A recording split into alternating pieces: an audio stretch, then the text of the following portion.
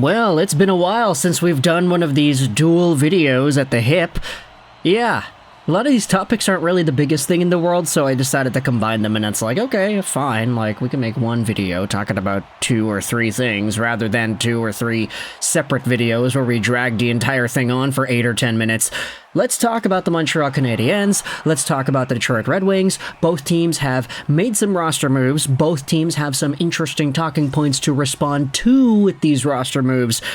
And we're going to get into it more in this video here. So, as always, this show is brought to you by ExpressVPN. Go out there and check out the first link in the description to save some money on your VPN, get some free months, and support this YouTube channel all in the process. Let's talk about the Montreal angle first, because we have ourselves a pretty small piece of information that can open Pandora's box into even more discourse and discussion.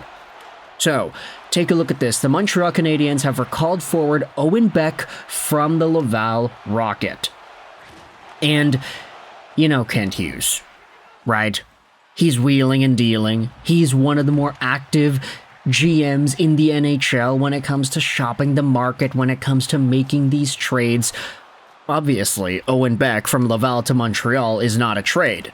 But the fact that Beck has played 6 games with the Montreal Canadiens this season and is potentially set to playing more indicates that there could be something at the helm for the Canadiens. Now, I don't want to discredit the fact that there are some things that happened with the players for the team today that prohibited them from participating in practice. Look at this. It was posted by the Canadiens Twitter account. Josh Anderson and David Savard had a therapy day. Brendan Gallagher was out for personal reasons, and Kirby Dach, with a lower body injury, still being evaluated. They did not participate in today's practice. So that is 3 forwards plus a D-man that were out of the lineup today in practice for various reasons. We're not saying that Owen Beck necessarily got called up just to be a body in practice, but he was called up around the same time that these guys were out for the day. But even aside from this piece of information, there still is a growing sentiment amongst the fans that I've seen this morning that talks about, hey, if Owen Beck is getting recalled here, and the plan could potentially be for him to be playing more over the next few weeks, would it not open the door to some sort of trade with the guy that already exists on the forward core? Maybe a Jake Evans or a Christian Dvorak or somebody else who can play that center position, or realistically, it's only one of those two, right? One of those two, if not both. Nick Suzuki's not getting traded after all. But with Dvorak and Evans being so prevalent on the trade block this year, this might be the time to start bringing guys up to fill in those spots, unless you're planning to get a center back, which I don't really know if the Canadiens would want to do that, because you understand the dynamics of how these trades work, right? These players would be seen as rentals, Evans and Dvorak, and you're not trading away Jake Evans for a center that is better than Evans. That's just not how it works. So, ultimately, you want to get your guys' reps in right now, right? Before the opportunities are really pushed onto them. You give Owen Beck that slow time to get back up to speed and to improve upon the 6 games he had at the National Hockey League level this season already. You maybe try to get some Philip Machar primer in there. Who really knows? You maybe get a little bit more comfort for these younger guys before they're tasked with more after the Dvorak and Evans trades are made. So, is this an indication that a trade is coming soon? Maybe not necessarily, but it is like, let's say, a 5% arrow in the direction of a trade happening. So, Owen Beck gets recalled. A lot of guys missing out in practice today. Does this change the way the Montreal Canadiens structure looks like heading into the trade deadline?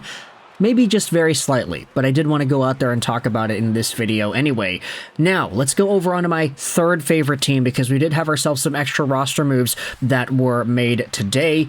Andrew Copp was placed onto the IR after the injury he had sustained against the Minnesota Wild. Very unfortunate situation here for the Red Wings, as Andrew Copp will be replaced by Sheldon Dries on the roster. So, unfortunate news here for Detroit.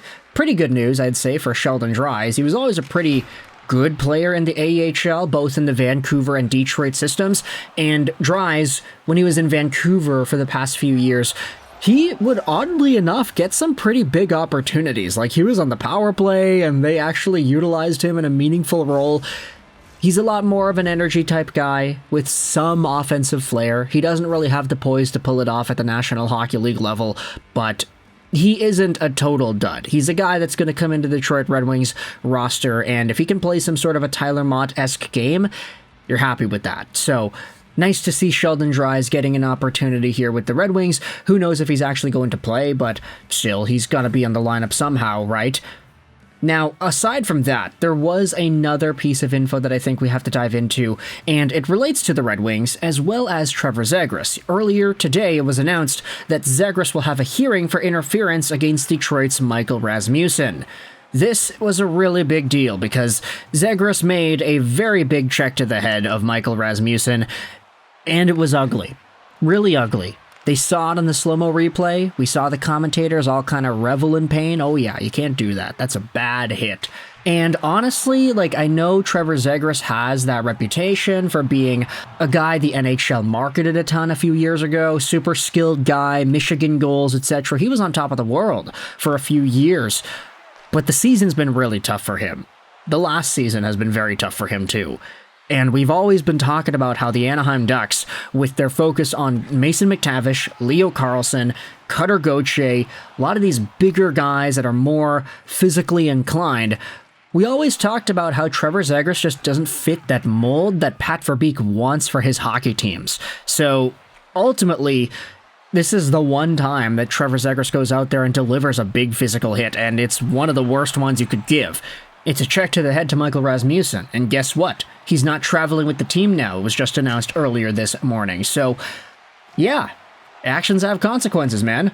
Pretty big hit, pretty bad hit.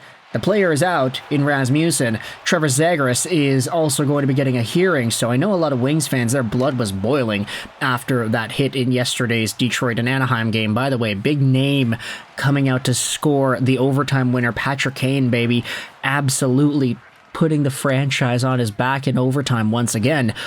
But I just wanted to go over these few pieces of notes here. I want you to let me know your thoughts in the comment section below. From Montreal, the recalling of Owen Beck and what this potentially means for forwards on the trade block. And for Detroit, what are your thoughts on Copp and Rasmussen getting placed onto the IR? What are your thoughts on Sheldon Dries getting called up? And what are your thoughts on Trevor Zegras and his hearing with the NHL's Department of Player Safety? Hey, we got it to 8 minutes. Let's go out there and end this video off here now. So let me know your thoughts in the comment section below. I hope you enjoyed this video. And bye.